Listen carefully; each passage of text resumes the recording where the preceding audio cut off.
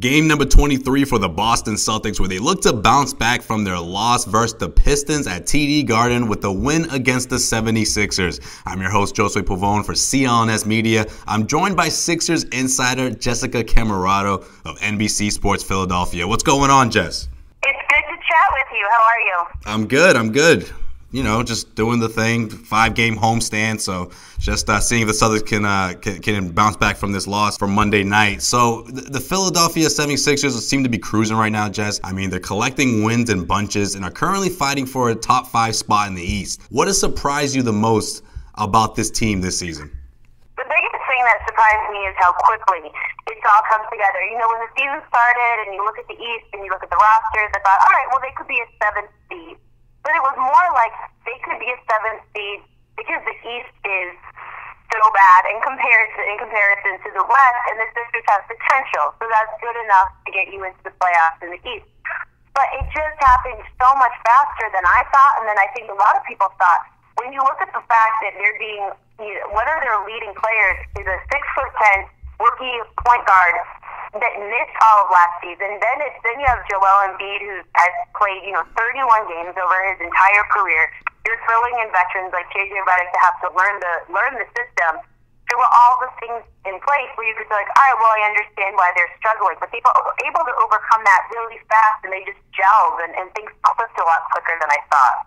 Now, you covered the Celtics for quite some time before heading to Philly, of course. Now, Boston currently holds the best record in the league. After losing Gordon Hayward in their season opener, they're definitely a defensive juggernaut and have bounced back from that. What is it going to take for Philly to knock off the C's at TD Garden? It's going to take a total team effort. You know, they look at guys like Robert Covington to be the top defensive player, and you're like, all right, well, he's going to lock down your best player. But when you have a player like a Kyrie Irving, and when you have guys that are playing so well on the Celtics, it's going to be total team awareness. It's going to be out defense. It's going to be a lot of reliance on the bench to come in and not let off where the starters come out. And one of the things the Sixers have struggled with against really good teams is the third quarters. I mean, that's when good teams put their opponents away. So whatever happens in the first half, that third quarter is going to be key for the Sixers, especially because, I grew up in Boston and I covered Celtics for many, many years in Boston. TD Garden is not a place where you want to have to try to dig yourself out of a deep hole.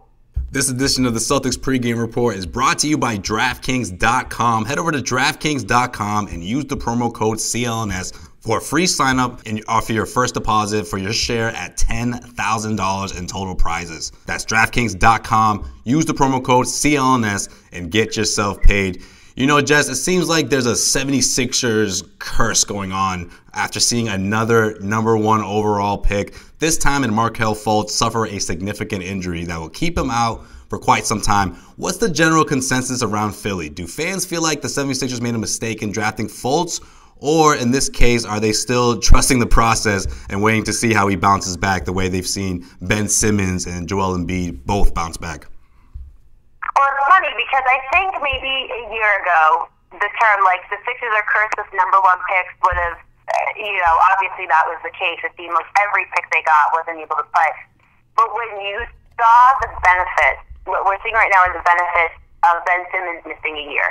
Brett Brown has called him an advanced rookie. I mean, there's no way that he did not get better as a player by being around the team, rehabbing, working with them. And now there's a joke of like, oh, well, the red shirt rookie year. So because the Sixers are playing so well right now, and the fact that Fultz started the season coming off the bench anyways, it's not like people are hitting the panic button on him. It's more like, all right, well, when he comes back and when he's healthy, it'll be a nice addition to what they already have. But, if the Sixers were struggling, and I think the first pick talk and the trade talk and the Jason Tatum talk will be a lot louder than it is, but right now it's just kind of like, all right, well, Ben Simmons didn't play all of last season, and look how it's turned out. So the people aren't really freaking out about Markelle Fultz not playing right now. All right, prediction time. Who do you think wins tonight? All right, see you later. You said, I didn't hear what you said. Sorry, cut that part out. I thought you were just joking. No, I didn't see that. Prediction time.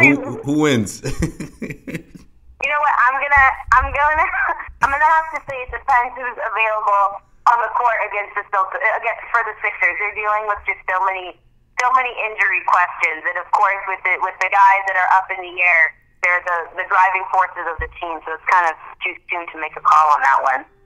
Jess, you thought I was just gonna hang up on you like that? Just end the interview that way? Yeah, you said it's quick. I was like, all right, this is abrupt. See you later. See you guys. All right, she is Jessica Camerato of NBC Sports Philadelphia. Give her a follow on Twitter at JCamerato_NBCS. She's a great follow. Also puts together some great work in the writing side of things, of course. And, of course, she's a great reporter. Jess, I appreciate you taking the time. All right, I appreciate staying on the phone with you an extra 2 minutes. I'll see you tonight. All right, sounds good.